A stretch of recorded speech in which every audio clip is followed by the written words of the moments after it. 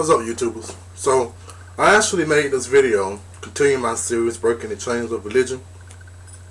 I made this video yesterday, but unfortunately for some reason, YouTube has taken away my ability to post videos longer than 15 minutes. I'm not sure what's going on with that. Maybe perhaps because a couple of my videos came up, well, under a copyright mess where they took it down. But nonetheless, I have all those videos back up, restored with sound. But I'm going to try to keep this video limited to 15 minutes so I won't have any problems posting it. But also, before I get into this video, I want to touch on something real quick. When I started this YouTube account, it was started up under my first and last name. I thought that I had to use my first and last name when I initially started this account a few years back. And so that's showing up under the username. It's showing up as my first and last name. But as you all probably have figured out by now on YouTube, I go by the name Atheist Fighting Back. I actually do have a YouTube channel, Atheist Fighting Back. And so I haven't really been messing with it, but I'm going to start uploading the same videos I'm uploading on this site. I'm going to start uploading on the other site. So you won't really be missing out on anything. You're still going to see all my videos, but in terms of me favoring other videos and putting my favorite videos up there, I will start doing that one solely on the Atheist Fighting Back site. But as far as the videos that I make, it'll be on both channels, so you don't have to worry about that. But now moving on into this video, breaking the chains of religion. Now I want to pick up on me going into the service. I goofed out a lot when I was in high school. I didn't pay attention in school. I hated school.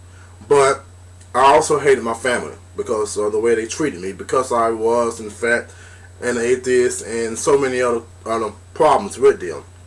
So I decided I had to get as far away from them as possible. And the only way that any of that was really going to be possible was for me to go to school.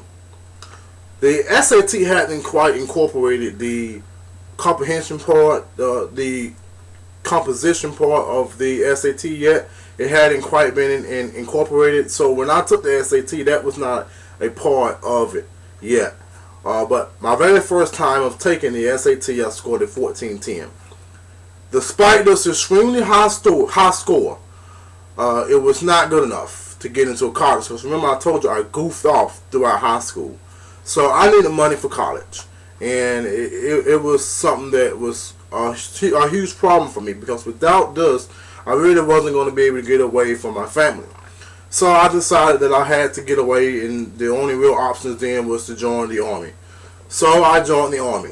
And this is what this video is about, the discriminations I faced while serving in the Army.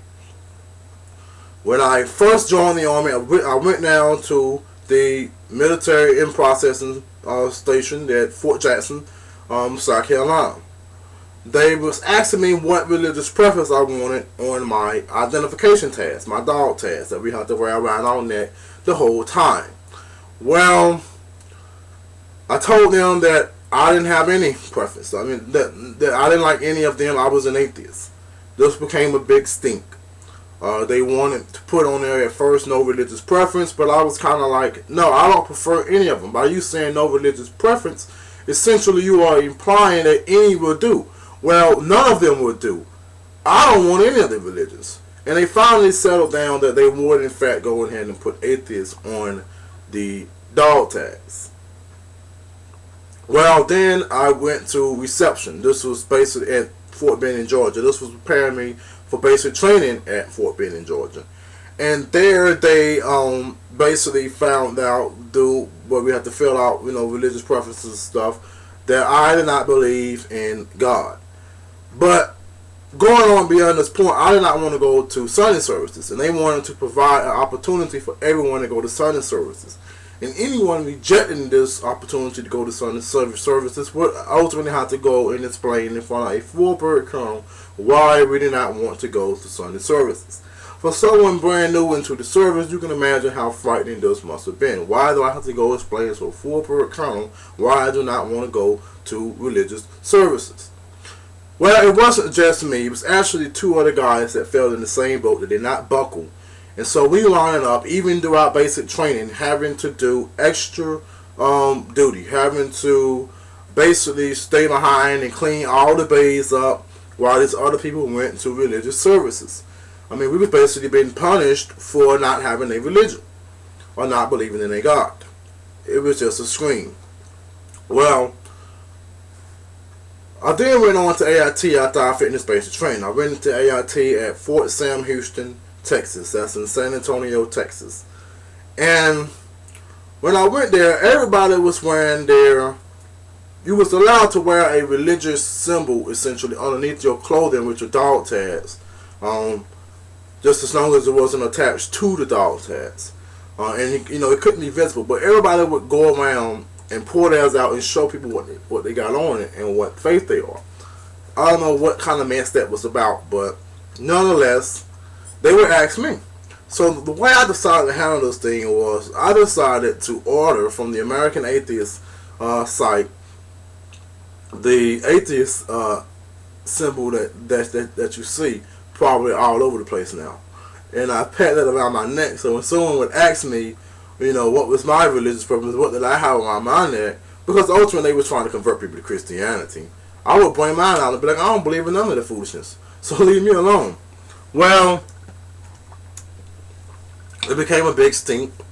They made me take it off for quite some time, and then they decided, well, you can wear it, but that's it. Nobody's going to show their religious symbols anymore. And I'm like, well, great, because, hell, I don't want to see the shit anyway. Well, after I left AIT, I went to my first duty assignment, where they found out that I, in fact, did not hold a belief in a God. Well, things started to get crazy there. They treated me horribly. They would not give me the opportunities of pursuing education, which was one of my primary goals when I entered the military in the first place. When I found out that we could actually take courses while in the service and get a degree, I went on this train. My peers got on this train because they were Christians. But because I wasn't, I did not get on this bandwagon. It was despicable. Well, nonetheless, I had to do things on my own. I did not get the money from the military. I'm not talking about the GI Bill now. I'm talking about it's an actually special program. It's a tuition assistance program that while you are on active duty, you can receive this tuition assistance. I did not get that. They was not going to give that to an atheist. My unit was not going to approve of this. And so ultimately, I did not get this. They did not even allow me to go to school.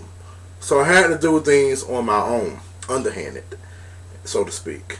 And essentially, that's what I did. I went on and I found a university that would, essentially, an online university that would essentially accept me. Because ultimately all the dues was paid through financial aid and scholarships and whatnot, so they didn't even need any tuition assistance. I lucked out with this, and I got my bachelor's degree in 2.5 years. Here's the problem: it wasn't worth anything. The school wasn't even accredited. All that time wasted got me. Damn. Yeah, it sucked. But one of the things I noticed about the service too was that it was despicable. When I was in Iraq, I got assigned with the NCO in my later part of my tour, and she had started a choir up on the farm, and she had told everybody that I was going to join. Well, when I didn't join, she became very upset. She would basically then try to throw me to the wall, so to speak. Try to find anything to get me on. Try to get me in Article 15. All because I was an atheist and I wouldn't join the choir. And she almost succeeded had it not been for the commander having a good sense, so to speak. But one of the things I noticed in the military as well is that, you know, whenever we would have ceremonies, parades, whatnot, you couldn't leave. It wasn't like you could just sit out these things. And the chaplain would always give a prayer. There would always be a prayer. There would always be things sponsored with a prayer. In fact, I was a mental health specialist in the service. And one of the docs that I worked with, his philosophy was that having a religious belief is good. It actually, you need it because it actually helps you help the soldiers. And one of our primary responsibilities, according to him, was to look out for the spiritual well-being of the soldiers. Well, that's a whole bunch of bullshit. Needless to say, I never looked after the spiritual well-being of anyone. And the latest officer that I had worked with before we redeployed back to the States was a super Catholic, and he was just a fool. But nonetheless, there are problems in the military. There are discrimination in the military. All these prayers and stuff that you can't sit out of. But that's going to conclude this video.